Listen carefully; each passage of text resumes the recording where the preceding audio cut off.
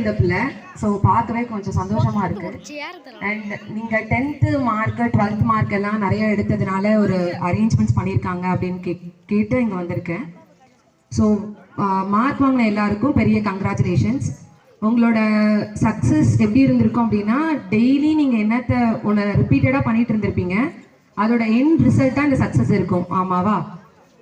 So 10th mark எடுத்தவங்க எல்லாருக்குமே இது ரொம்ப ஸ்டெப்பிங் ஸ்டோனாக இருந்திருக்கும், உங்களோட ஃபஸ்ட்டு சக்ஸஸாக இருந்திருக்கும். உங்கள் ஃபேமிலியில் நீங்கள் எடுத்த சக்ஸஸை தாண்டி உங்கள் ஃபேமிலியில் எல்லாருமே ரொம்ப பெருசாக இதை கொண்டாடி இருந்திருப்பாங்கன்னு நினைக்கிறேன்.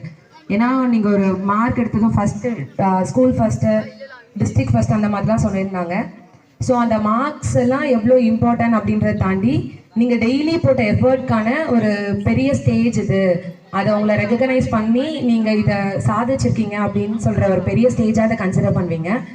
ஸோ உங்களோட ஃப்யூச்சரில் வர எல்லா பசங்களும் அதை பார்த்து என்கரேஜ் ஆகி லைக் இந்த இடத்துல வந்து இருக்கணும் அப்படின்னு நீங்கள் ரொம்ப மோட்டிவேட் ஆவீங்க அப்படின்னு நினச்சிட்டுருக்கேன். ஓகேங்களா? ஸோ அதை நீங்கள் தொடர்ந்து பண்ணிக்கிட்டே இருக்க, ரெஸ்ட்டே விடாதீங்க. லைக் 12th காலேஜ் 12th அப்புறமா இருக்கிற எல்லா கோர்சஸும் பார்த்தீங்கன்னா பிஇ, எம்பிபிஎஸ் அந்த மாதிரி ரொம்ப பெக்குலரான கோர்சஸ் இருக்க மாதிரி இருக்கும்.